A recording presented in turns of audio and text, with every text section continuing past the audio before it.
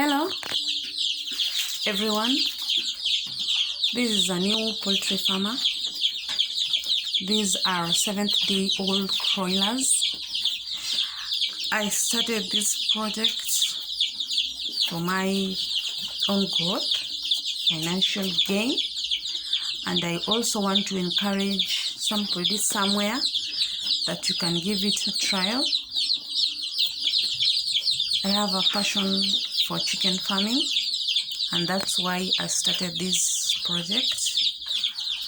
I've placed them in this room, in this small place, so that I can minimize on the cold effect on the young chicks. But with time, I'll take them outside in a bigger room. On the first day, I made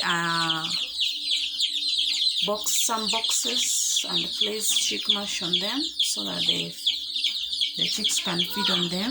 I also made my own drinking can, you can see, because I didn't have really drinking can by then.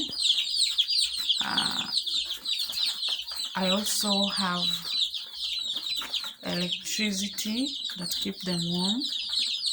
These are boxes that I've used to make the housing so that I can minimize on the corners. So feel welcome. Let's grow together.